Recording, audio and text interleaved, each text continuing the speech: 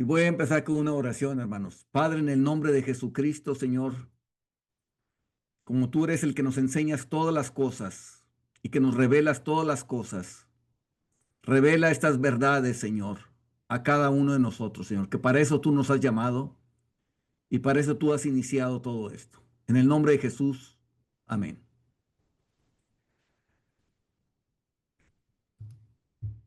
Quiero empezar se llama la manifestación de Jesús en nuestras vidas.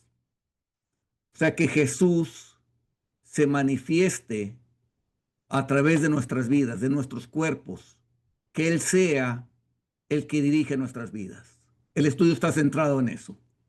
Romanos 8:29 nos presenta el propósito eterno de Dios. Dice, porque a los que antes conoció, también los predestinó.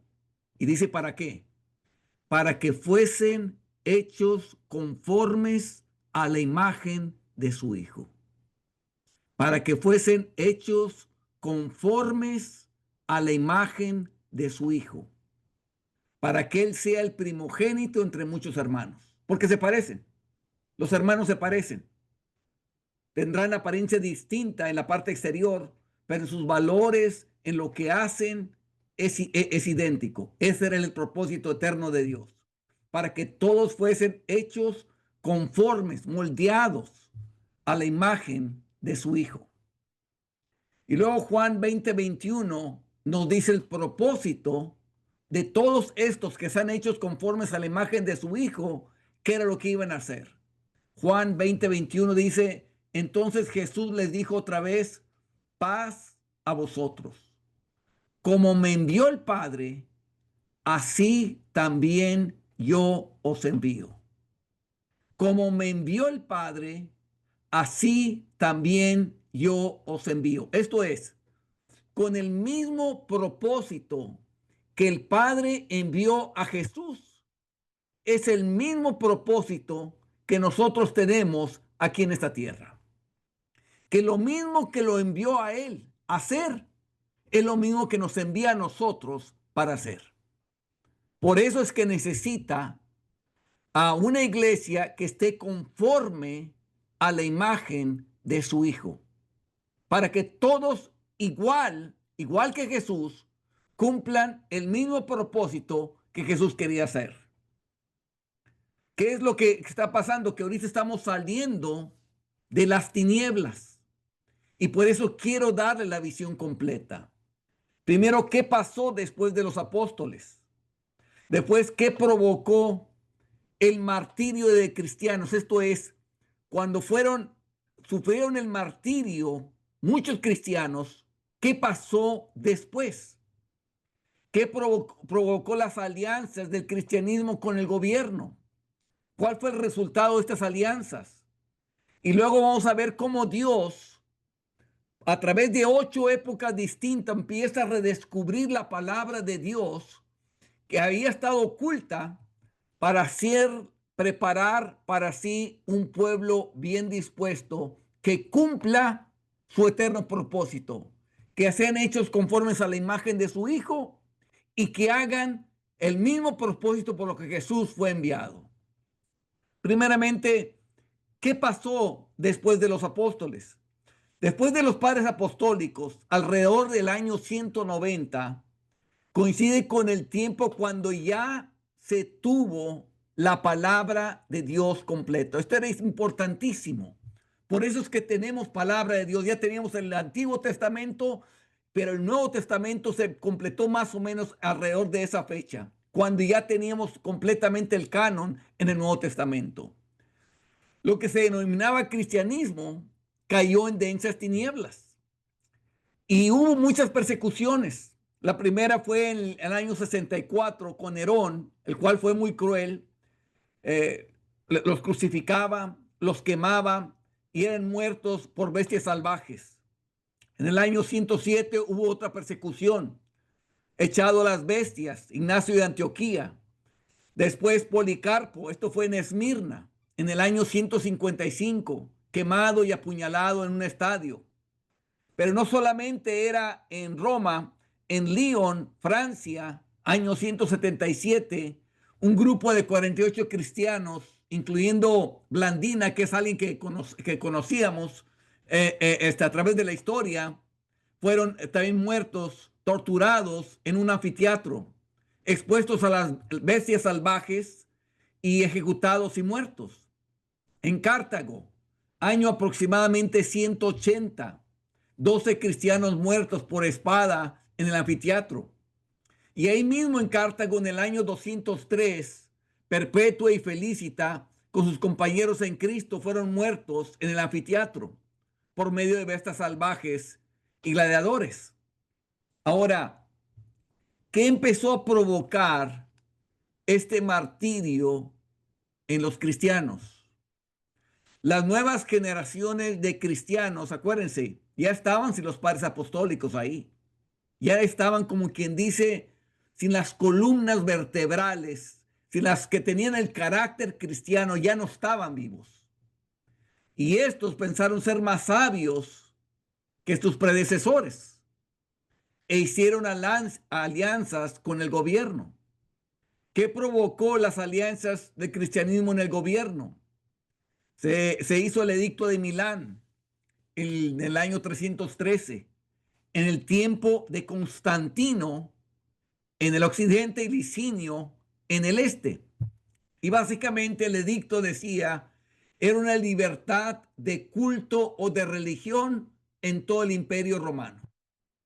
Y de esta manera se terminó la persecución a los cristianos. Y por su parte, Constantino favoreció al cristianismo, les dio privilegios, les construyó basílicas en Roma, estableció el concilio de Nicea en el año 325 para resolver disputas doctrinales. Obviamente, cuando ya se ponían en ese concilio, ya había una cabeza sobre qué iba a decir esto es cristianismo y esto no era cristianismo. ¿Cuál fue el resultado de esas alianzas de cristianismo con el gobierno? La iglesia se hundió en densas tinieblas. La palabra de Dios ya estaba completa. Ya se tenía la palabra de Dios. Eso era lo bueno. Sin embargo, el acceso a la palabra de Dios estaba limitado. Uno, debido a que mucha gente no sabía leer. Otro, porque solo estaba escrita en latín, lo que es la Vulgata, la versión Vulgata. Así que muchos solamente escuchaban la palabra de Dios. Otros la leían, los que sabían leer, y la leían a otros, pero ellos mismos no podían verificar por las escrituras, como los dicen que los de Berea hacían, que verificaban por las escrituras a ver si estas cosas fueron así. No lo podían hacer. La gente ordinaria no podía leerla. Era preservada en monasterios, la palabra de Dios. Y aunque no había una prohibición expresa a leerla, la mayoría no podía leer por sí mismo para verificar lo que Dios estaba hablando a ellos. Y sí se prohibió las traducciones no autorizadas. Imagínense, hermanos, dice la palabra, lámpara es a mis pies tu palabra y lumbrera mi camino. No había la lámpara, no estaba la palabra. Dice el Salmo, la exposición de tus palabras alumbra, hace entender a los simples. No estaban siendo alumbrados, no estaban haciendo entender a los simples. Sin la palabra, el cristianismo descendió en densas tinieblas. La idolatría que el día de hoy tiene la Iglesia Católica, hasta el día de hoy existe. Y no solamente en la Iglesia Católica, otras iglesias de ese tiempo, la ortodoxa, igual está lleno de idolatría, que le llaman ellos iconología o iconos. O sea, en vez de llamarle ídolos, solo cambiaron las palabras y decían son iconos, son símbolos. Cuando la palabra de Dios nos dice claramente que era una idolatría. Entonces, Al no estar la palabra de Dios, no estar la lámpara que es a nuestros pies, la lumbrera en nuestro camino, la exposición de sus palabras, al no tener eso, entonces se hunde el cristianismo en densas tinieblas. No fue sino hasta que se redescubre la palabra de Dios que la gente realmente empezó a salvarse. Yo dudo que haya habido salvación durante todo ese tiempo de oscurantismo en que la palabra de Dios no podía leerse. Que Dios es poderoso y Dios puede revelar su palabra, pero normalmente para eso la exposición de sus palabras nos iba a alumbrar para qué, para salvación.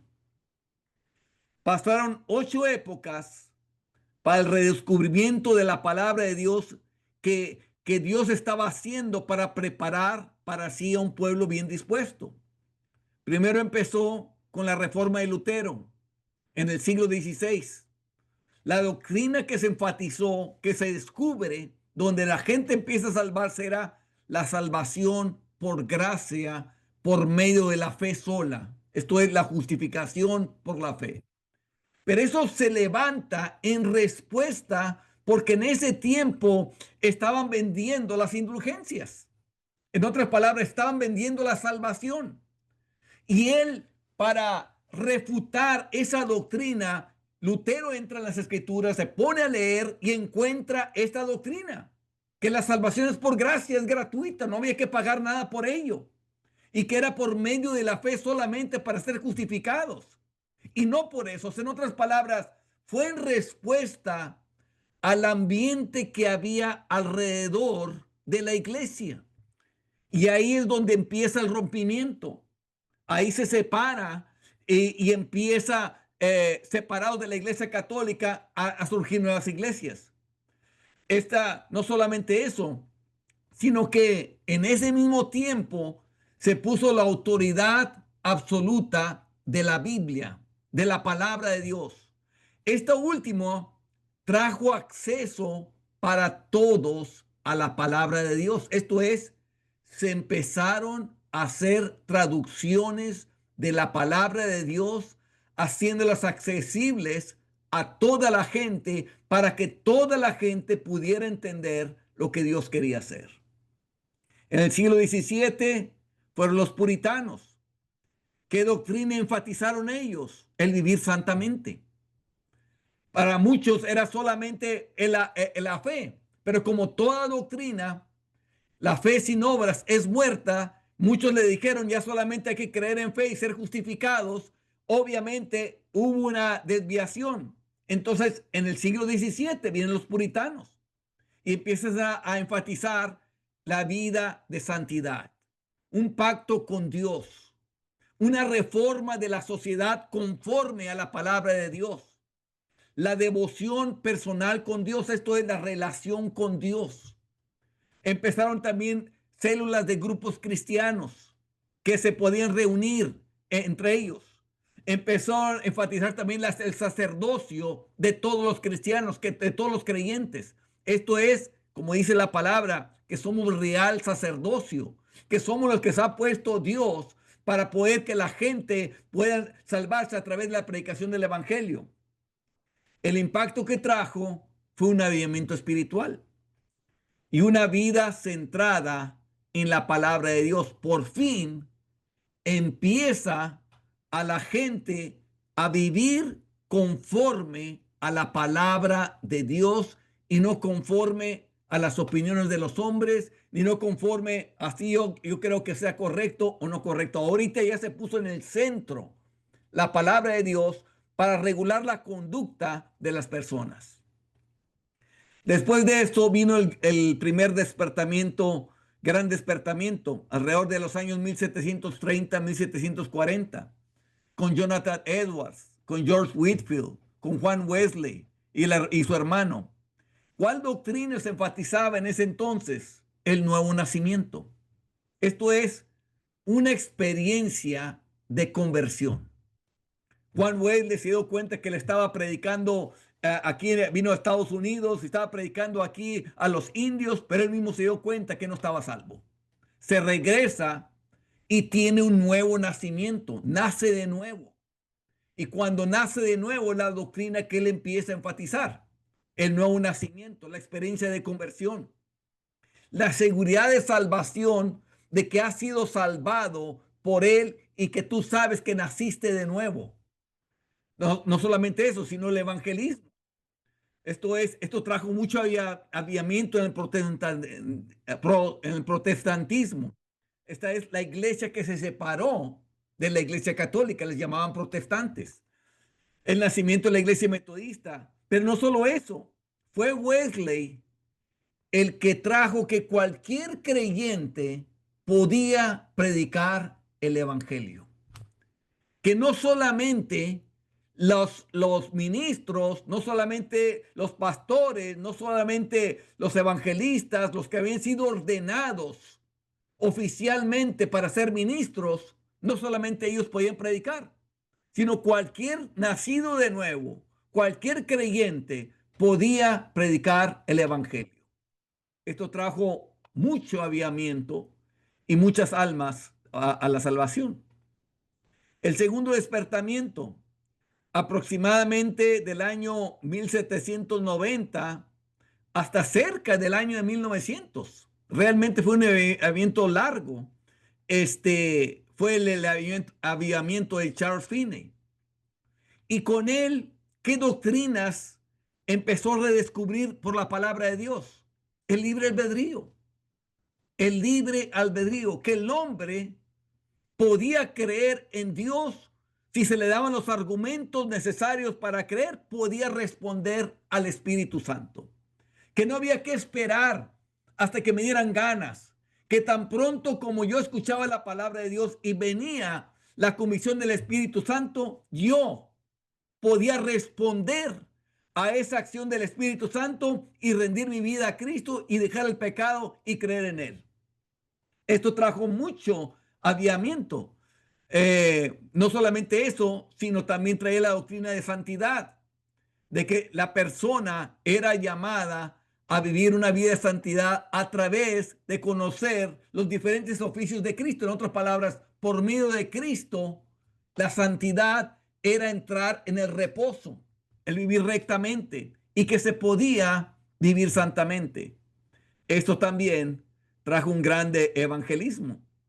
El resultado fue más de 500,000 almas se salvaron, nacimiento de movimientos misioneros en todo el mundo. Con él nacieron los movimientos misioneros para ir a predicar a todo el mundo.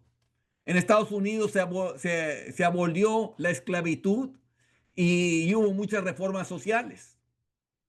Después, como el siglo XIX y XX, empieza el movimiento de santidad y movimiento pentecostés. En la raíz fueron las iglesias metodistas con el movimiento de santidad. Empezó un movimiento en la iglesia metodista, nomás para que vean cómo ha cambiado las cosas. Enfatizaban la completa santificación del creyente. Imagínense, hermanos, el día de hoy la iglesia metodista está dividiéndose porque una parte está con los homosexuales y las lesbianas, poniendo ministros homosexuales, y esa es la gran división de ellos. Otros que no están de acuerdo con eso están separándose, los que sí están de acuerdo están separando, y hay una gran división actualmente en la iglesia metodista. Esa iglesia metodista que a principios de los años 1900 creía en la completa santificación del creyente, en una entrega profunda de vida a Dios, de un rendimiento completo a Dios para vivir conforme a su voluntad. Durante ese mismo tiempo, en la calle Azusa Street, en 1906, nacen los pentecostales. Redescubren el bautismo del Espíritu Santo, los dones espirituales, el hablar en lenguas. Y esto trajo un impacto global de crecimiento. Fue el movimiento cristiano que más rápido creció. ¿Cuáles fueron esas doctrinas? Esas: bautismo del Espíritu Santo, los dones espirituales, el hablar en lenguas, trajo todo ese movimiento. Después ya en el siglo XX, las campañas de Billy Graham, que realmente eran campañas, más o menos aproximadamente 1940 al 2000, la doctrina que enfatizaba era una decisión personal por Cristo. Básicamente es popularizar el acepta a Cristo. Ahí donde él fue el que lo popularizó. Venir y aceptar a Cristo. Si tú quieres aceptar a Cristo como tu Señor y Salvador, lo puedes saber que en alguna parte, al decir tu Señor y Salvador, es correcto, porque decir tu Señor es que eres dueño, Él es el dueño de tu vida. El problema es que no se enfatizaba la letra chiquita. ¿Qué significa que Jesús sea el Señor de tu vida? Eso no se decía. Eso, y entonces, y ya después, hasta eso se quitó. Ya no había ni siquiera aceptar a Cristo como tu Señor y Salvador, sino solamente acepta a Cristo. Y ya al tener un mensaje tan liviano, obviamente empezamos a ver la declinación de la vida cristiana en los creyentes.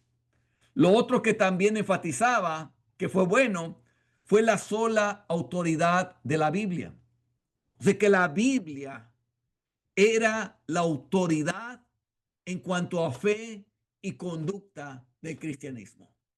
Y eso era muy importante porque entonces se respaldaba, se daba autoridad a la Biblia, la cual tiene.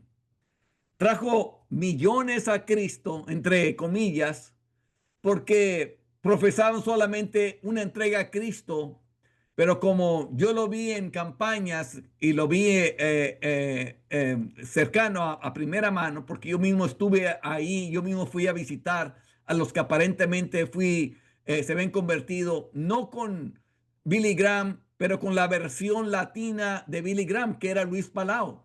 En una de las campañas que hizo en Monterrey, aproximadamente miles se salvaron, pero ni siquiera, yo creo un 4% o menos realmente se pudo asimilar en las iglesias, y todo lo demás fueron profesiones huecas y vacías que no logró una verdadera salvación.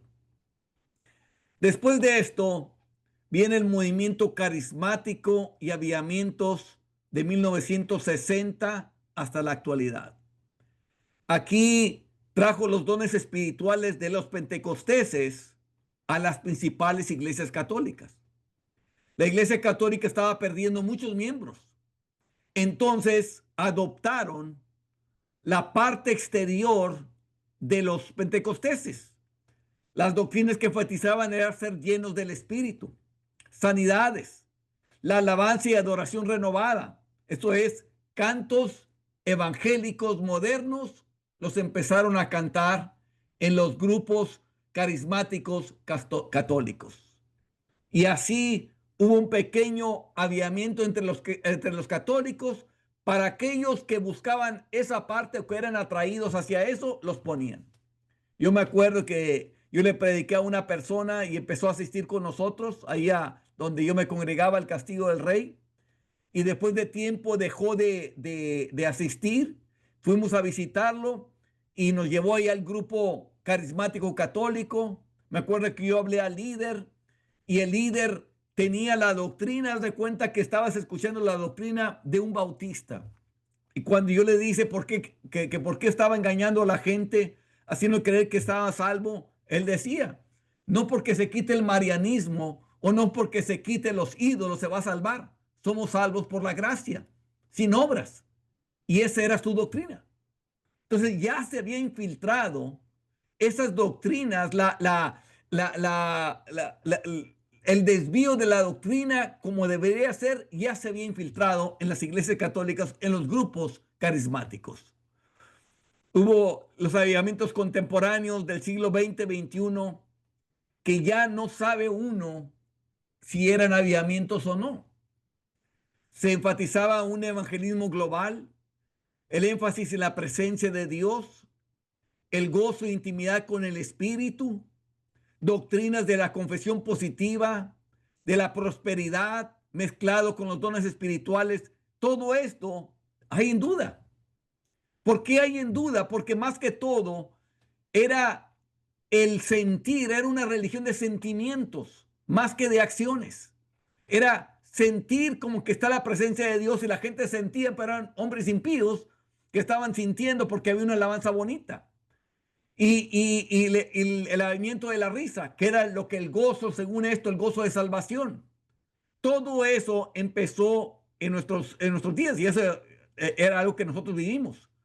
Había avivamientos en África, Asia y Latinoamérica con doctrinas de liberación de demonios, sanidades y oración, cultos de oración, pero donde ocurría de todo. Sin embargo, ya no se veía la vida de Cristo en el creyente y se dejaba ver en todo eso. Si yo me pongo a sumar todas las doctrinas redescubiertas desde tiempo de Lutero hasta el día de hoy, son estas. Uno, la justificación por la fe. Dos, el nuevo nacimiento. Tres, la santificación. Cuatro, el bautismo del Espíritu y los dones espirituales. Cinco, el evangelismo. Y por último, la renovación de la alabanza y la adoración a Dios. Estas son las doctrinas con las cuales Dios empezó a sacar, como quien dice, de Egipto a la gente para llevarlos a conocer al verdadero Dios. ¿Cuál es la doctrina que es la gran ausente en todas ellas? ¿Qué doctrina o qué enseñanza no se ve en todas estas? Colosenses 1, 26 y 27. Esta es la enseñanza que no está en todas ellas. Dice Colosenses 1, 26 y 27, el misterio que había estado oculto desde los siglos y edades. El misterio que había estado oculto desde los siglos y edades. Él lo está hablando en ese tiempo, pero que ahora ha sido manifestado a sus santos, a quien Dios quiso dar a conocer las riquezas de la gloria de este misterio entre los gentiles. ¿Cuáles son esas riquezas de la gloria de este misterio? ¿Cuál es el misterio?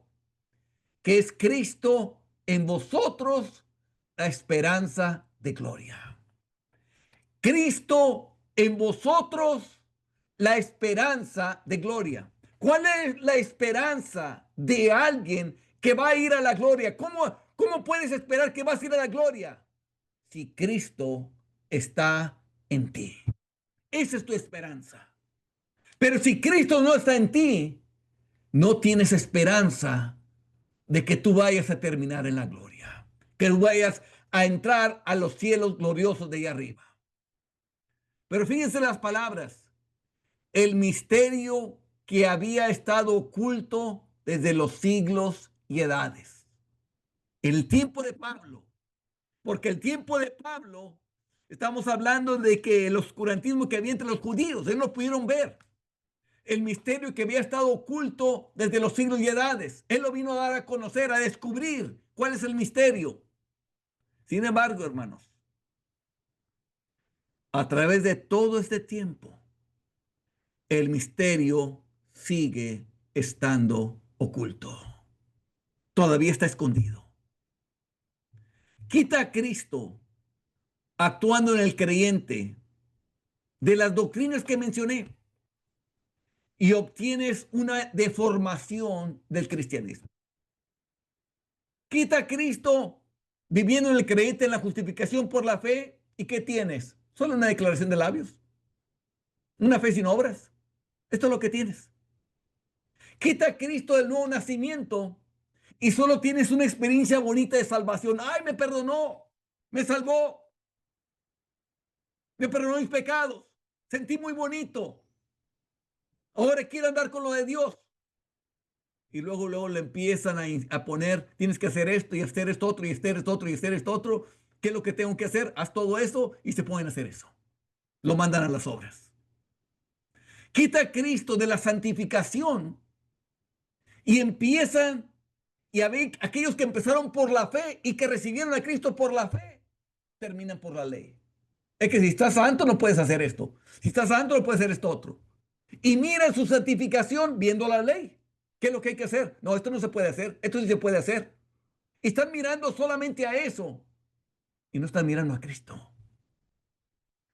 Quita a Cristo de la doctrina del bautismo del Espíritu y dones espirituales.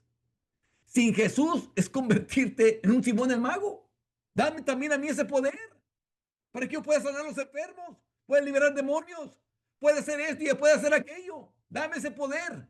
Buscan el poder y no el autor del poder. Y no quien hace todas las cosas en todos, en Jesús. Quita a Jesús del evangelismo y tienes proselitismo. Simplemente un vendedor que está diciendo una ideología, vente para acá, sin vidas regeneradas, sin Cristo viviendo en ellos, solamente porque dijeron, ¿sabes qué? Me conviene para mi familia, para que me vaya bien en la vida, para que no me vaya mal. Es todo eso. Es lo que están vendiendo. Venden una vida placentera en este mundo. Te va a ir bien. Y no les hacen ver la eternidad. Quita a Cristo de la renovación, de la alabanza y adoración, de esa doctrina que hay que alabar a Dios. Y ahorita hacen danzas y andan con panderos y meten a los jóvenes y todo tipo de cosas, según esto, para alabar a Dios, como los levitas. Y están cantando para sentir una emoción, un sentimiento bonito, que calme sus conciencias atormentadas que los condenan todo el día, que calmen y apaguen al Espíritu Santo que quiere traer convicción de pecado. Con esa canción, no daré mi vida a nadie más que a Cristo, aunque se la están dando al diablo toda la semana, se le están dando las mentiras al pecado, pero simplemente quita a Cristo y no hay nada. Solo hacen una alabanza y oración para hacerlos sentir que son cristianos cuando las cantan. Hermanos, Cristo no es una doctrina, es una vida. Cuando tú centras en Cristo, estás entrando en una vida. Tú ves lo que Él hizo. Es una persona. Es un ser viviente que aún vive hasta el día de hoy. Se apareció a Pablo. Varias veces se apareció a Pablo. Se le aparece solamente aquel camino, pero no solamente en el camino, sino que después, cuando estaba siendo llevado ante reyes, viene Jesús a fortalecerlo. Está actuando totalmente, hay comunión con Él. Es una vida, no es una enseñanza, no es una doctrina, no es algo, uno, dos, tres cosas que tienes que aprender. Es la vida del Hijo de Dios viviendo en cada uno de nosotros. Yo pregunto, ¿está Cristo siendo limitado en tu vida? Porque hay momentos en que Cristo se ha manifestado en tu vida. Yo estoy seguro. Cuando lees la palabra de Dios y te revela algo nuevo a ti, ahí está Jesús. Ahí está Jesús. Ahí está Jesús. Que te llenas de gozo, que arde tu corazón por dentro porque te reveló algo por la palabra de Dios. Dice, esto es verdad. Y lo quieres compartir porque es algo fresco. Ahí está Cristo revelado cuando tú lees la palabra de Dios. Cuando oras y fluyen los argumentos del cielo en tu oración, que estás orando y te vienen argumentos que tú no habías ni siquiera imaginado, pero son los argumentos de Cristo que te lo está poniendo en ti y tú estás orando y sientes una bendición inmensa. Ahí está Cristo. Cuando le predicas a alguien y tú mismo te asombras de lo que le dijiste. Oye, ¿de dónde se me ocurrió eso? No se te ocurrió de ti. Fue Cristo predicando a través de ti, dándote palabra, como Él prometió que lo iba a hacer. Cuando que no pensar lo que tenías que andar, Él te iba a dar palabra y te dio la palabra. Y esa palabra tocó. Cuando te hace ver algo, te da un sueño de algo y predicas eso y exactamente como Él te lo mostró, así sucede y se tocaron las vidas. Ahí está Cristo actuando en ti. Cuando sin pensarlo actuaste como Cristo bajo una fuerte provocación. No lo pensaste, reaccionaste y reaccionaste como hubiera actuado Jesús. Sin embargo, no actúa todo el tiempo, solo cuando tú lo necesitas. Esto es, cuando tú sientes necesidad de Él, te sientes vulnerable, te sientes que necesitas a Jesús para orar, para predicarle a alguien, para leer la palabra de Dios, para algo, ahí vas a Jesús, clamas a Él y Él te responde. Sin embargo, cuando no tienes deberes espirituales que hacer, o sea, cuando tienes deberes espirituales, los sintonizas. Ahora sí te pones en contacto con Él. Pero cuando terminaste, lo apagas. Dejas de sintonizar el estar con Cristo y te vuelves a como tú eres. Como que te relajas. Como que ya no necesito estar como Cristo. Haces comentarios severos contra otros que no están convertidos. Haces excepción de personas en el trato de tus semejantes. Los que te aman, los amas. Los que no te aman, los evitas. O buscas una razón espiritual de por qué los tratas así tan severos. Te gusta controlar la plática. Te gusta insertarte en la plática de otro. Viene alguien para contarte algo bueno que le pasó y luego lo interrumpes. No, pues a mí también me pasó esto otro. Cuando estamos hablando de él, ya no están hablando de él y ahora están hablando de ti porque quieres, estás enamorado de tu persona, no interesándote en los demás, en lo que otros tengan que decir. Si están hablando de alguien que hizo algo muy malo, luego lo dice, yo nunca he hecho esto. ¿Quién te preguntó? ¿Quién te acusa de ello? ¿Tu conciencia o el Espíritu Santo? ¿O es para mostrar tu justicia delante de los hombres, de que tú nunca lo harías? Así te insertas. No dejes de escuchar a la persona como que todo está centrado en ti. Participar en chismes, los cuales realmente no puedes verificar. En fin, una constante de ver la conducta de otros y dejar de ver la tuya. Y cuando te atreves a verla, la comparas con la ley o con las doctrinas, pero evitas compararla con Cristo, que es una vida. ¿Qué hubiera hecho Jesús? ¿Por qué en eso, como en predicar, no buscas que tú hables como Jesús? Que tú trates a la gente como Jesús. Que tú en todo momento los veas y no participes de pecados ajenos, sino que tú te mantengas en todo tiempo como Jesús. Yo creo y pienso sinceramente que es más importante pedirle a Jesús estar con nosotros en vivir nuestra vida que en ir a predicar. Porque cuando nos toca predicar es por un momento. Y sí, Dios se va a manifestar a través de nosotros. Pero ¿por qué no dejar que Cristo se manifieste en nuestras vidas todo el tiempo si es lo que más hacemos? Es lo que más ocupamos el tiempo. ¿Cuál es la razón de limitar a Cristo?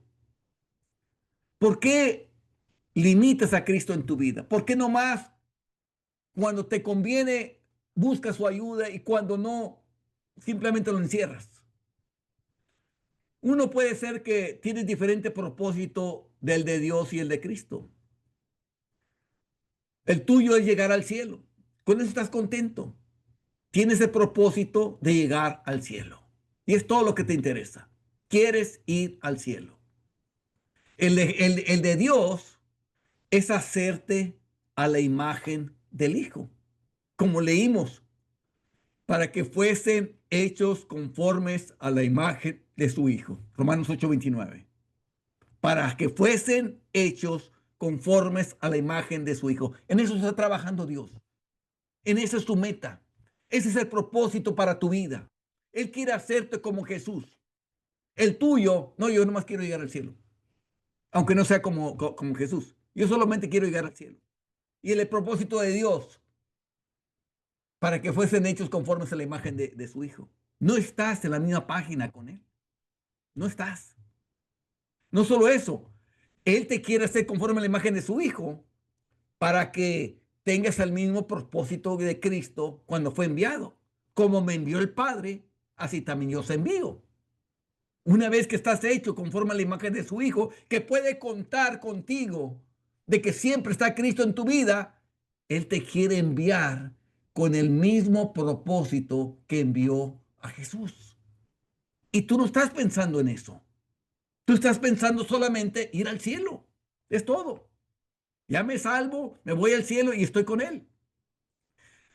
O piensas que ser como Jesús no es necesario para ir al cielo. Tienes temor a fracasar o fallar en el intento. ¿Y qué si no lo logro? ¿Y qué si no puedo ser como Jesús? Y piensas que a lo mejor es un imposible para ti. En otras palabras, tienes incredulidad de poder lograrlo. La verdadera causa, y te lo digo porque muchas veces has actuado como Jesús y Jesús ha actuado en tu vida, es que no has tenido la intención de dejar que Cristo se manifieste en ti en todo tiempo, solo por ratitos. Esa es la razón que hay detrás. Porque así como cuando querías que te utilizara cuando predicas, cuando oras, cuando lees la palabra, que te revele algo, cuando estás alabándole, que quieres la manifestación de Cristo, podías pedirlo para todo momento. Que en todo momento fluyera Cristo a través de ti. Pero como que terminó la reunión, terminó de estar hablando de Dios y ya, ahora sí, te pones en otro canal, apagas sintonizarte con Cristo, prendes el sintonizarte, ahora sí voy a estar en este mundo y voy a platicar con los demás, y es lo que haces. Pero si Cristo no está actuando en ti todo el tiempo, en otras palabras, si nomás en las reuniones actúa, o cuando vas a hacer algo espiritual actúa, lo que haces, lo estás haciendo por ti mismo, porque sabes lo que tienes que hacer, no por medio de la virtud de Cristo. Esto es, estás actuando como los judíos, por lo que ellos leían. O sea, tienen algo escrito, ellos explican lo que está escrito, hay que obedecerlo. Y tú estás actuando igual que ellos. No estás dejando a Cristo fluir a través de tu vida como Él quiera. Jesús dijo, yo soy la vid, vosotros los pámpanos. El que permanece en mí y yo en él, éste lleva mucho fruto.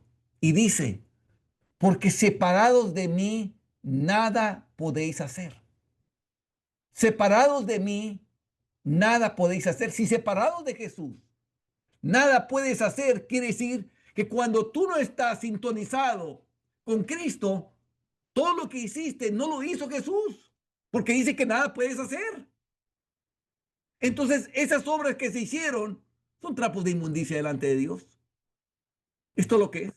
Es como lo que hacían los judíos. Simplemente hacían las cosas porque sabían que había que hacerlas. No solo eso, si Cristo no está actuando en ti todo el tiempo, estás peleando solo con las tentaciones. Tú solo peleas la tentación y no está Cristo contigo peleando la tentación. Ahí en Romanos capítulo 8, del verso 10 al 13 dice, pero si Cristo está en vosotros, el cuerpo, esta carne, todo este cuerpo en el cual vivimos está muerto a causa del pecado. Quiere decir que lo ignoramos. Mas el Espíritu, que es Cristo en vosotros, vive a causa de la justicia. Y dice, y si el Espíritu de aquel que levantó de los muertos a Jesús mora en vosotros, y si el Espíritu de aquel que levantó de los muertos a Jesús mora en vosotros, el que levantó de los muertos a Cristo Jesús vivificará también vuestros cuerpos mortales por su espíritu que mora en vosotros. Esto es, le va a dar la vida de Cristo a este cuerpo mortal que mora en nosotros. Va a utilizar este cuerpo mortal que mora en nosotros. Lo va a hacer que actúa como Cristo. Así que, hermanos, deudores somos, no a la carne, para que vivamos conforme a la carne. Porque si vivís conforme a la carne, moriréis. Y aquí está cómo nos ayuda a vencer las tentaciones. Mas si por el Espíritu hacéis morir las obras de la carne, viviréis. Mas si por el Espíritu hacéis morir las obras de la carne, viviréis. Esa es la ayuda para las tentaciones. ¿Y cómo quiere que peleemos las tentaciones? Por el Espíritu. Por el Espíritu. Pero si lo tienes por ratitos y por ratitos no, y en la mayoría de tu vida no lo tienes, y solamente cuando vas a hacer algún deber espiritual te sintonizas con él, quiere decir que el resto de tu vida tú estás solo y solamente estás actuando por pura obediencia y no a través del Espíritu. Si no está actuando en ti, no estás amando como Él. Si Él no actúa todo el tiempo en ti, entonces no estás amando como Él. Romanos 5:5 dice, y la esperanza no avergüenza, porque el amor de Dios ha sido derramado en nuestros corazones por el Espíritu Santo que nos fue dado.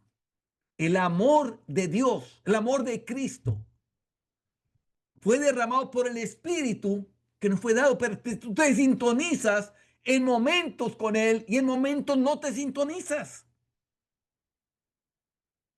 Y es ridículo porque cuando más necesitamos vivir para Cristo o estar sintonizados con Cristo, es la mayoría del tiempo que no estamos en reuniones, que no estamos orando.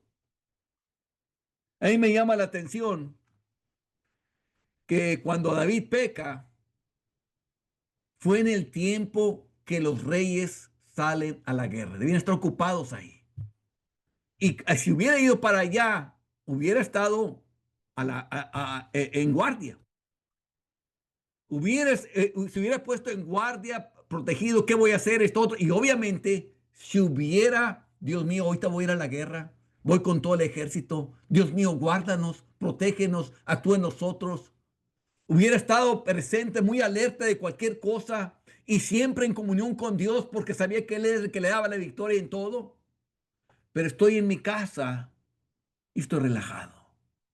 No tengo que pedirle nada a Dios aquí. Aquí estoy protegido. Estoy en mi palacio. Estoy haciendo lo que me da la gana. No tengo que invocar a Dios porque aquí no hay algún ejército que estoy rodeado. ¿Y qué pasó? Bajó la guardia y cayó en un pecado que casi destruye el reino que tenía ahí David. Por pura misericordia no lo destruyó. Y así pasa.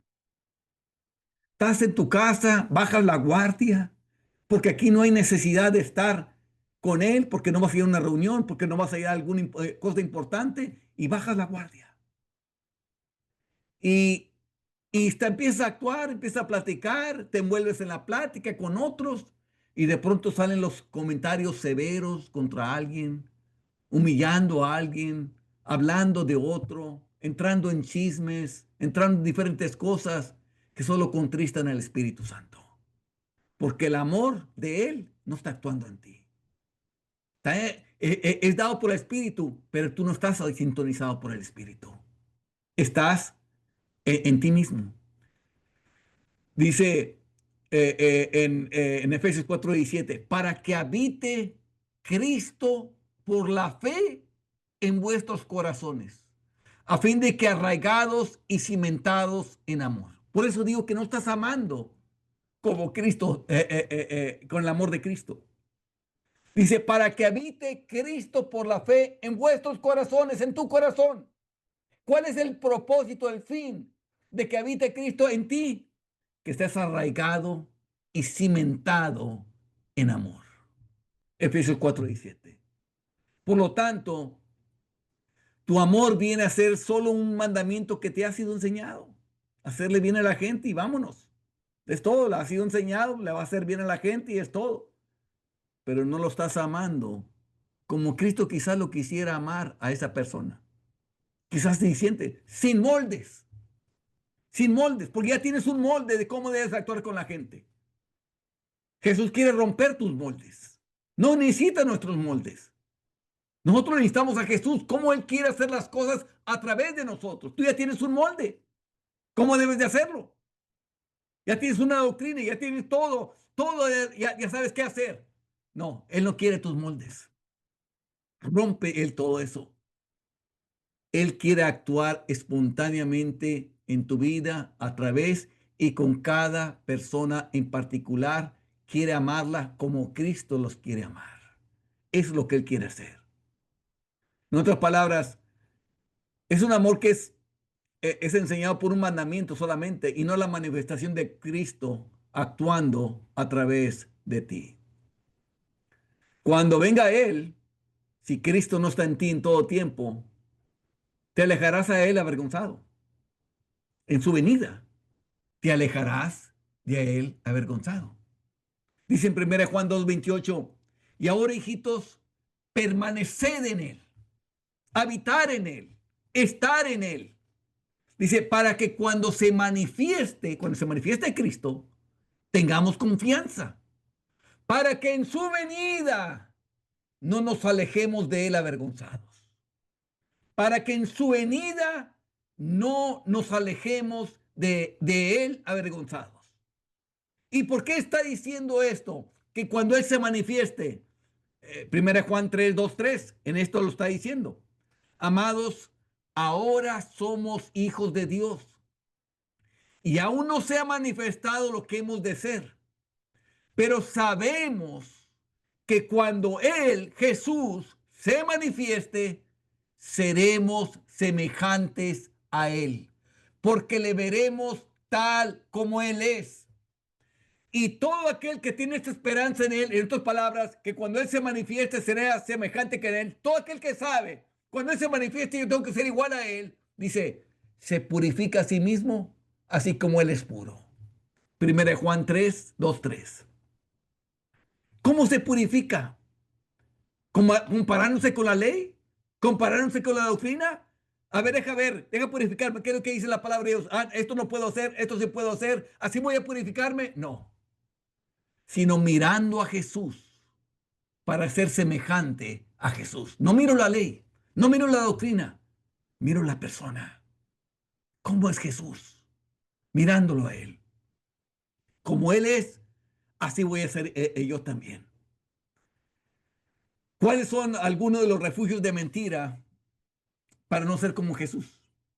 Porque hay refugios que la gente se esconde de ellos para no ser como Jesús. Bueno, algunos argumentan que no es necesario para la salvación, que no es necesario ser como Jesús para ser salvos. Y es correcto. Si fueres el ladrón en la cruz, si te salva al punto de morir, si estás en el punto de morir y esa persona se salva, obviamente ya no puede ser como Jesús, ya se va a morir. Y el ladrón de la cruz igual, ya se va a morir. Pero si te deja Dios en la tierra para que sigas viviendo, Él espera que seas igual que Jesús. Primera de Pedro 2:21 dice, pues para esto fuisteis llamados, porque también Cristo padeció por nosotros. Y aquí están las palabras claves, dejándonos ejemplo para que sigáis sus pisadas.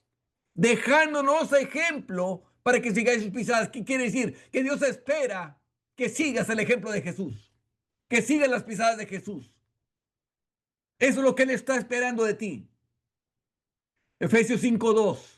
Y andad en amor, y aquí está la palabra clave, como también Cristo nos amó. No como tú amas. Y andad en amor como también Cristo nos amó. Es el mismo ejemplo. Y se entregó a sí mismo por nosotros, ofrenda y sacrificio a Dios en olor fragante. Efesios 5:2. Quiere decir que sí espera que tú andes como Jesús si te salvas. ¿Qué otro refugio hay? Que no hay un mandamiento expreso que diga que tengo que ser como Jesús. Esto es falso. Primera Juan 2:6 dice, el que dice que permanece en él, esto es, personas que dicen que están en Cristo, dice, debe andar como él anduvo. Clarito. Si tú dices que permaneces en Cristo, entonces debes andar como él anduvo. Y ese es un mandamiento. Debe andar como él anduvo. 1 Corintios 11:1 dice, sed imitadores de mí. Ahí está el mandamiento. Así como yo de Cristo. O sea, ser imitador de Cristo. Sed pues imitadores de Dios como hijos amados. Efesios 5:1. Ahí está otro mandamiento. Sed pues imitadores de Dios como hijos amados.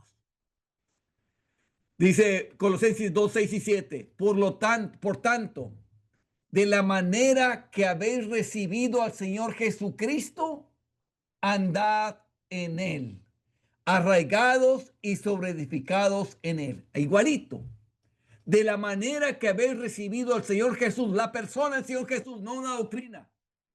Andad en él, andad en Jesús, arraigados y sobreedificados en él, y confirmados en la fe, así como habéis sido enseñados, abundando en acciones de gracias. Colosenses 2:6 y 7. Otro dice que no está incluido en la salvación el ser igual a Jesús. Esto es falso. Ahí en Efesios 2:10 dice, porque somos hechura suya, creados en Cristo Jesús para buenas obras, las cuales Dios preparó de antemano para que anduviésemos en ellas. Efesios 2:10. Creados en Cristo Jesús, en Él. Somos hechura suya.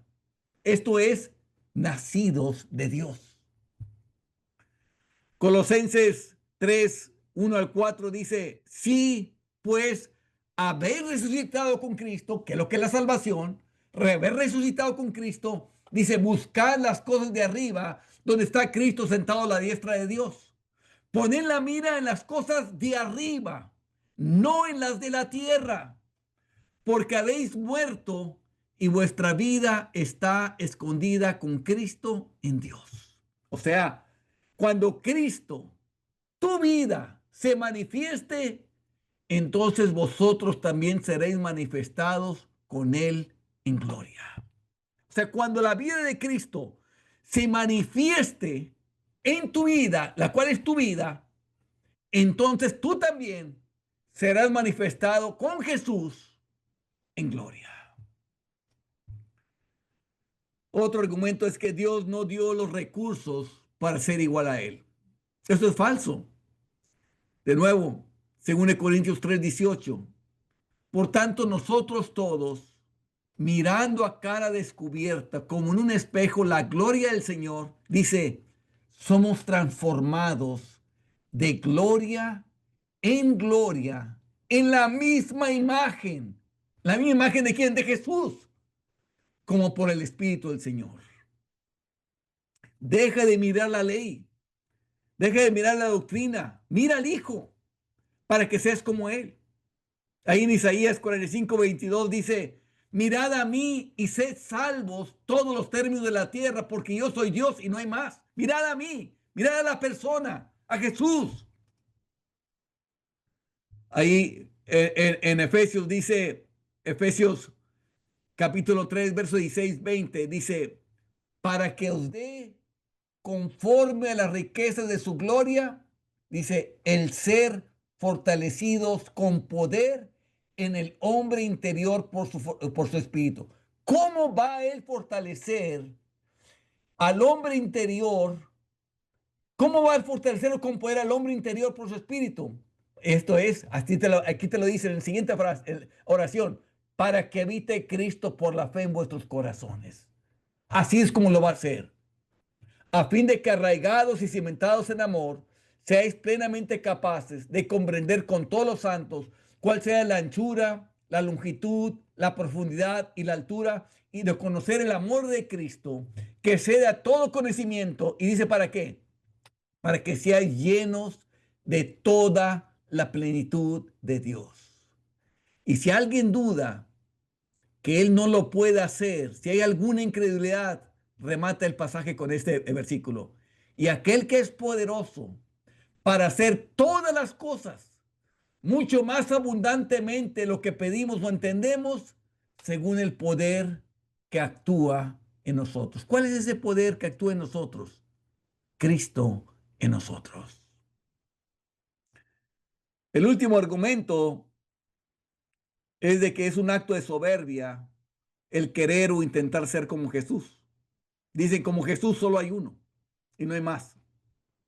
Este argumento asume que si alguien quiere ser como Jesús, es porque lo quiere destronar. Nadie quiere destronar a Jesús. Eso es falso. O es una falsa piedad que dice, no, es que hay que honrar a Jesús como él, como nadie. Es que piensen que si alguien sea igual, como que le va a quitar honra a Jesús. Nadie le va a quitar honra a Jesús. Es todo lo contrario de ser soberbia, el querer ser como Jesús. Ahí en Mateo 11:29, Jesús nos está pidiendo que seamos como Él. Dice, llevad mi yugo sobre vosotros. O sea, cuando dice llevar mi yugo sobre nosotros, si alguien conoce un poco de agricultura, saben que los bueyes le ponen uno y tiene el yugo puesto sobre otro buey y van jalando la carreta. Bueno, Él quiere que yo esté al lado de Él. Que en el mismo yugo de Jesús, donde va Jesús, voy yo. Dice, llevad mi yugo sobre vosotros. Y luego Él dice, y aprended de mí. Él está mandándonos que aprendamos de Él, que soy manso y humilde de corazón, y hallaréis descanso para vuestra alma. ¿Cómo va a producir soberbia el que seas manso y humilde de corazón? No puede coexistir la soberbia con la humildad. Estos son opuestos. Produce todo lo contrario, hacerte manso y humilde de corazón, el que tú quieras ser como Jesús. Ahí en Juan capítulo 13, verso 13 al 17, que esto de tiempo en tiempo sería bueno hacerlo entre nosotros, hermanos. Dice, vosotros me llamáis maestro y señor y decís bien, porque lo soy. Pues si yo, el Señor y el maestro, he lavado vuestros pies, vosotros también debéis lavaros los pies los unos a los otros. Está mandando. Vosotros también debéis lavaros los pies los unos a los otros. O sea, servirnos unos a los otros, vernos unos a los otros. Y aún el lavado de pies lo manda. Y dice, porque ejemplo os he dado, para que como yo os he hecho, vosotros también hagáis. Para que como yo os he hecho, vosotros también hagáis. De cierto os digo, el siervo no es mayor que su señor, si ni el enviado es mayor que el que le envió. Si sabéis estas cosas, bienaventurados seréis si las hiciereis. Si sabéis estas cosas, lo que acaba de mandar, bienaventurados seréis si las hiciereis. Juan 13, 13 al 17. ¿Cuáles son las consecuencias de no dejar actuar libremente a Jesús en tu vida? Bueno, ahí te lo dice en Juan 15, del 1 al 6. Dice, yo soy la vid verdadera y mi padre es el labrador. Todo pámpano que en mí no lleva fruto lo quitará. Aquí está una consecuencia. Todo pámpano que en mí no lleva fruto lo quitará. Serás quitado. Porque no estás dando el fruto de él. Estás dando tu propio fruto. Todo aquel que lleva fruto lo limpiará para que lleve más fruto. Ya vosotros estáis limpios por la palabra que os he hablado. Dice, permaneced en mí y yo en vosotros. Como el pámpano no puede llevar fruto por sí mismo. Aquí está otra consecuencia. Que tú no vas a poder llevar fruto por ti mismo. Son trapos de inmundicia. Si no permanece la vid, así tampoco vosotros si no permanecéis en mí. Yo soy la vid, vosotros los pámpanos. El que permanece en mí y yo en él, este lleva mucho fruto. porque separados de mí nada podéis hacer. Esta otra consecuencia, que separados de Jesús nada vas a poder hacer. Podrás hacer cosas aprendidas, pero que no tienen virtud alguna delante de Dios, porque no está actuando Jesús en tu vida. El que en mí no permanece será echado fuera como pámpano y se secará, y los recogen y los echan en el fuego y arden. Esas son las consecuencias. Juan 15, del 1 al 6. Filipenses 2, 12 y 13. Por tanto, amados míos, como siempre habéis obedecido, no como en mi presencia solamente, sino mucho más ahora en mi ausencia. Fíjate lo que dice. Ocupaos en vuestra salvación con temor y temblor. Ocupaos en vuestra salvación con temor y temblor. Y te dice el siguiente verso, porque Dios es el que en vosotros produce así el querer como el hacer por su buena voluntad. ¿A qué se refiere este texto? ¿De dónde viene enseguida? ¿Cuál es el contexto este? El contexto está en Filipenses 2:5. Haya pues en vosotros este sentir que hubo también en Cristo Jesús. Es el contexto. O sea que en nosotros ocupar mi salvación con temor y temblor es que haya siempre en mí el sentir que hubo también en Cristo Jesús. Y empieza a hablar de cómo Él se despojó de sí mismo. Eso lo vamos a ver la siguiente semana. A eso se refiere. Porque a menos que te despojes de sí mismo, Jesús no puede habitar en tu vida y no puede obrar libremente en ti. Pero el ocuparse de mi salvación en temor y temblor es ocuparme de esto. Que hay en mí en todo el tiempo el sentir que hubo también en Cristo Jesús. ¿Por qué? Porque si me ocupo yo en eso, ¿qué va a suceder? Que Dios produce en mí el querer como el hacer por su buena voluntad. Entonces, Él va a hacer que el querer como el hacer en mí, porque está actuando en mí por su buena voluntad. Pero si no me ocupo de eso, me voy a terminar perdiendo, como dice, será quitado y arde en el fuego y arde. Por lo tanto, y termino con esto, ¿cuál es la verdad sobre ser semejante a Cristo? Número uno es el propósito eterno de Dios. Era crear una generación como Él. Ese es el propósito. En Génesis 1:26 dice, hagamos al hombre a nuestra imagen conforme a nuestra semejanza. Desde el principio. Que Adán quitó, arruinó los planes, pero ese era el propósito. Hagamos al hombre nuestra imagen conforme a nuestra semejanza. Jesús es conocido como el segundo Adán. Entonces, con el segundo Adán, Dios quiere que seamos semejantes a él. Romanos 8:29. Porque los que antes conoció, también los predestinó para que fuesen hechos conformes a la imagen de su Hijo, o sea, moldeados a la imagen de su Hijo, para que él sea el primogénito entre muchos hermanos. Romanos 8:29. O sea, el segundo Adán quiere que seamos como él, conformes a la imagen de él. No física, sino espiritual. Esto es lo que haría la obra del nuevo pacto. Por eso se hizo un nuevo pacto. No solo, dice en Tito 3:5, primero había que regenerarlos. Nos salvó no por obras de justicia que nosotros hubiéramos hecho, sino por su misericordia. Dice, por el lavamiento de la regeneración y por la renovación en el Espíritu Santo. Esto era necesario hacer para ser hombres y mujeres conformes a la imagen de su Hijo.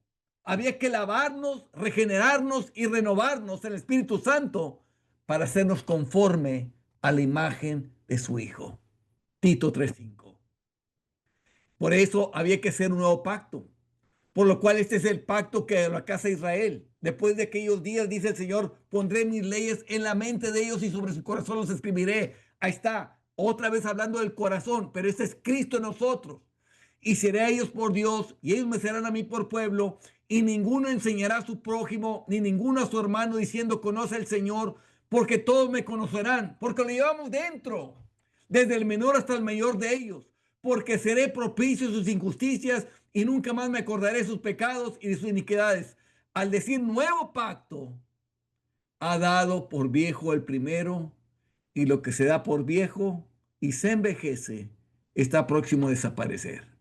Hebreos 8, 10 al 13. Pero estaba profetizado de este nuevo pacto. Ahí en Ezequiel 36, 25. Esparciré sobre vosotros agua limpia y seré limpiado de todas vuestras inmundicias. Este es y de todos vuestros ídolos los limpiaré. Esto es, iba a perdonar nuestros pecados. ¿Por qué era importante perdonar nuestros pecados? Para quitar el hombre viejo, para desaparecer lo antiguo, para deshacer aquello que obviamente te hace sentir de lo peor. Os daré corazón nuevo y pondré espíritu nuevo dentro de vosotros y quitaré de vuestra carne el corazón de piedra y os daré un corazón de carne. Esto es Cristo en nosotros, la esperanza de gloria. Y ahora saber que es Cristo el que está en nosotros y el que está actuando, entonces ese es el árbol bueno que siempre produce fruto bueno. Nosotros éramos el árbol malo que siempre produce fruto malo. Ahora estamos en el árbol bueno que siempre va a producir fruto bueno. Y dice, y pondré dentro de vosotros mi espíritu, Cristo, y haré que andéis en mis estatutos y guardéis mis preceptos y los pongáis por obra. ¿Cómo? Por Cristo en nosotros haciendo todo eso. Él produce el querer como el hacer por su buena voluntad. Obviamente, había que hacernos de nuevo. Por eso el nuevo pacto todo eso incluye. De modo que si alguno está en Cristo, nueva criatura es. Las cosas viejas pasaron. He aquí todas son hechas nuevas. 2 Corintios 5:17. Había que hacer todo nuevo. Obviamente, había que nacer de nuevo. Respondió Jesús y le dijo, de cierto os digo que el que no naciere de nuevo no puede ver el reino de Dios. Juan 3:3. No te maravilles de que te dije, os es necesario nacer de nuevo. Juan 3:7. Había que nacernos de nuevo, hay que quitar todo lo viejo, lo que era una inmundicia para Dios, para establecer lo nuevo. Los cuales no son engendrados de sangre, ni de voluntad de carne, ni de voluntad de varón, ni porque conozcan la doctrina, ni porque han ido a la iglesia todo el tiempo, ni porque nacieron en una iglesia evangélica, ni por nada de eso. Son nacidos de Dios. Juan 1:13. Son nacidos de Dios y andan en Dios, andan en Cristo.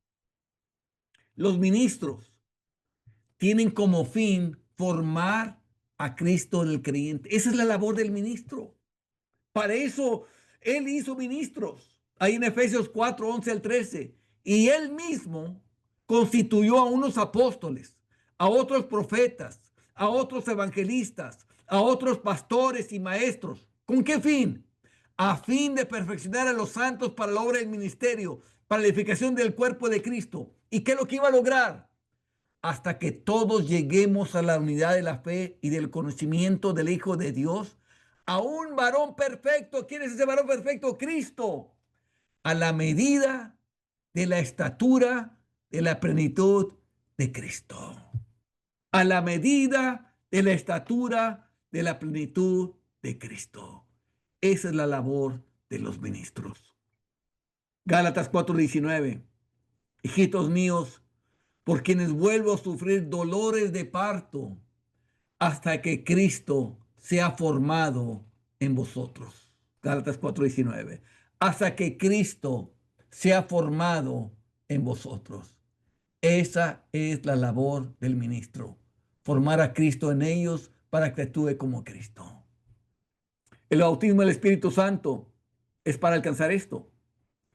Ahí en Juan 14, verso 22 al 26, le dijo Judas, no al Iscariote, Señor, ¿cómo es que te manifestarás a nosotros y no al mundo? ¿Cómo te vas a manifestar? ¿Cómo lo vas a hacer? Respondió Jesús y le dijo, el que me ama, mi palabra guardará, y mi Padre le amará. Y escucha, y vendremos a él y haremos morada con él. En ti va a ser morada el Padre y el Hijo actuando a través de ti, produciendo el querer como el hacer por su buena voluntad. El que no me ama, no guarda mis palabras. Y la palabra que habéis oído no es mía, sino del Padre que me envió. Os he dicho estas cosas estando con vosotros. Mas el Consolador, el Espíritu Santo, a quien el Padre enviará en mi nombre, Él os enseñará todas las cosas y os recordará todo lo que yo os he dicho. Y también te va a enseñar esto mismo que te estoy diciendo, te lo va a enseñar, te lo va a grabar en tu corazón para que veas que esto es lo que Dios quiere para tu vida. Ahí en Juan 16, pero cuando venga el Espíritu de verdad, Él os guiará toda la verdad, porque no hablará por su propia cuenta, sino que hablará todo lo que oyere y os hará saber las cosas que habrán de venir. Él me glorificará porque tomará de lo mío, tomará lo que es de Jesús y lo hará saber. Te revelará a Cristo. Es lo que es el Espíritu Santo. Juan 16, 13 a 14. Él me glorificará. ¿Cómo lo voy a glorificar? Porque tomará de lo mío y os lo hará saber. ¿Qué pasa cuando el Espíritu toma de lo que es de Jesús y te lo hace saber? ¿Qué es lo que sucede? Lo que dice 2 Corintios 3:18. Por tanto, nosotros todos, mirando a cada descubierta como un espejo la gloria del Señor. ¿Cuál es la gloria del Señor? Lo que el Espíritu toma de Jesús y te lo hace saber. Y cuando te lo hace saber, somos transformados de gloria en gloria en la misma imagen como por el Espíritu del Señor. 2 Corintios 3:18. El testimonio del Espíritu de los discípulos que son semejantes a Jesús. Este es el testimonio básicamente es el testimonio del Espíritu Santo.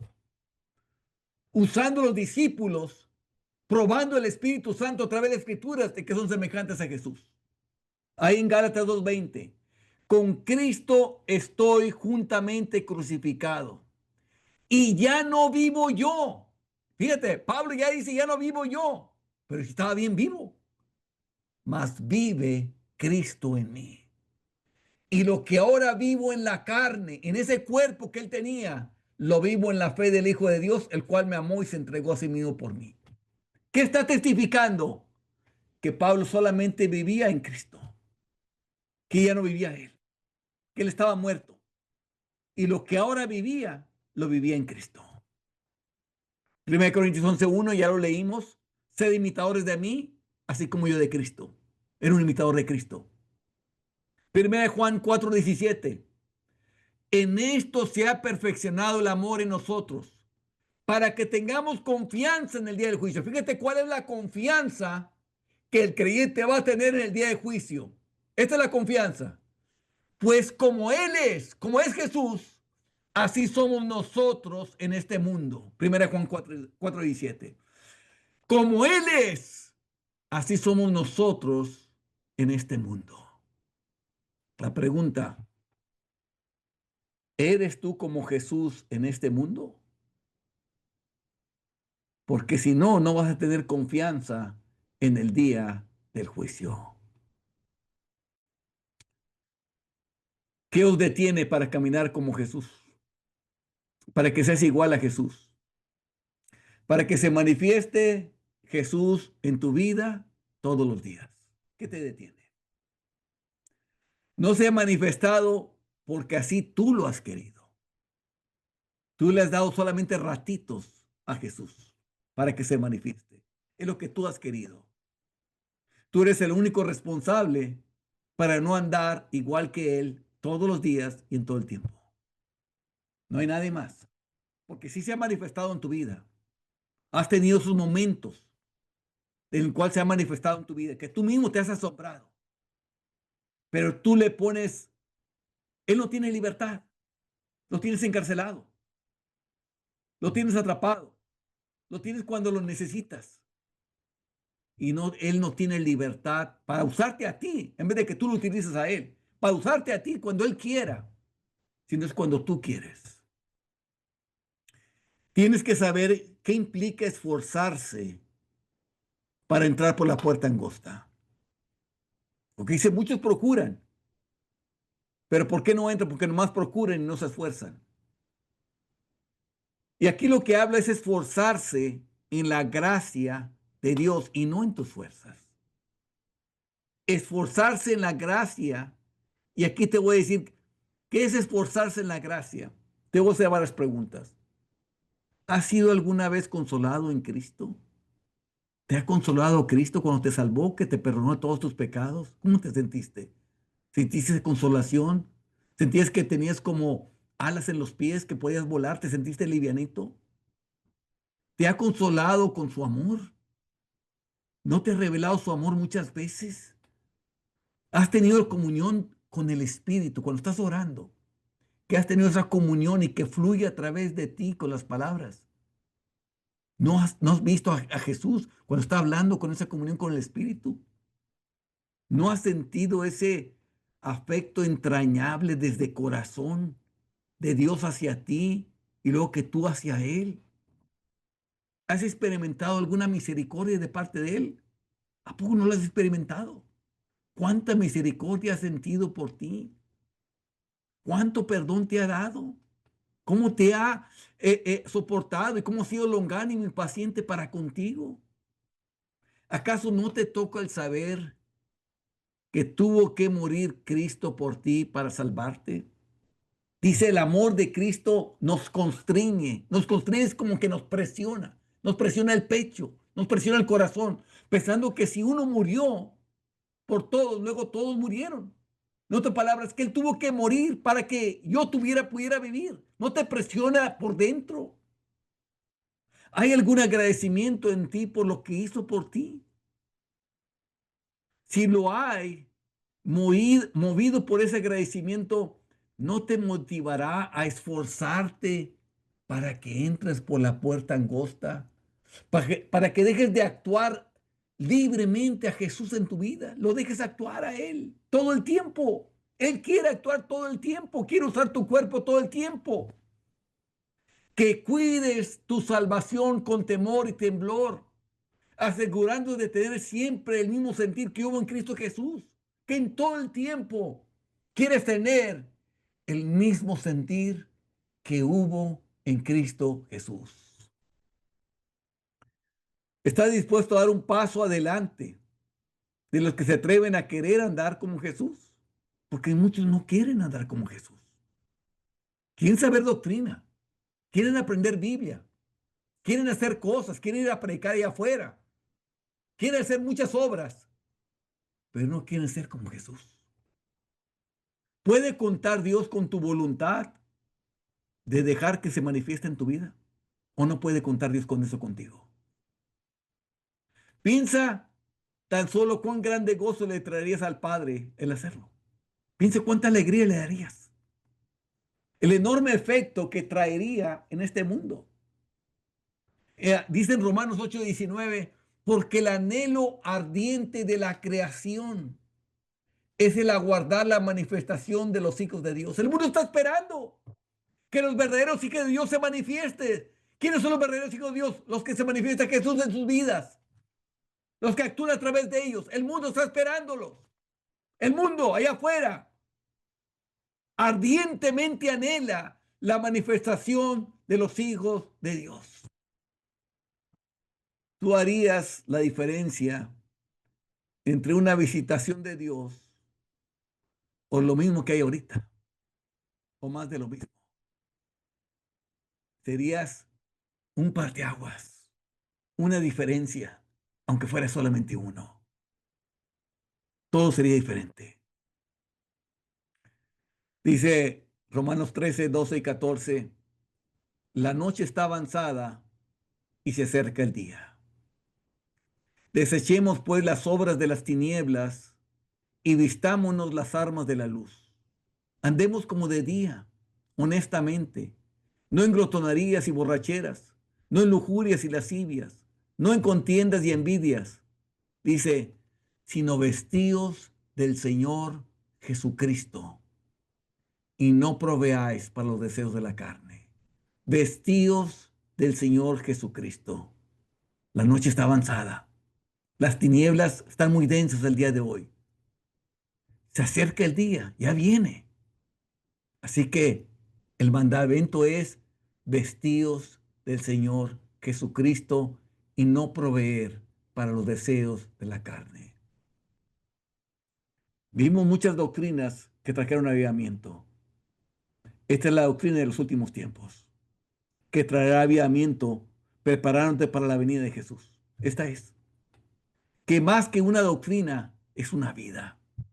Esta no es doctrina, es la vida de Jesús en ti. No vas a mirar una enseñanza, vas a mirar la vida de Jesús. Y como es revelada por el Espíritu, es más clara. ¿Tiene Dios el sí tuyo?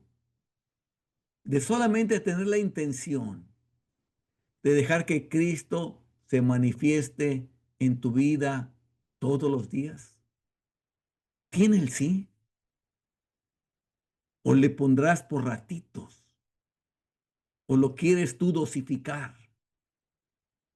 ¿O que Él quiere actuar libremente, fluir libremente a través de tu vida? Si sí lo tiene, nos vemos el próximo sábado. Te voy a encaminar a cómo lograrlo. Como ya te adelanté, mucho de ello está ahí en Filipenses capítulo 2, el despojarnos de nosotros mismos para que Él pueda actuar libremente en nosotros. Pero lo explicaré más en detalle en el próximo sábado.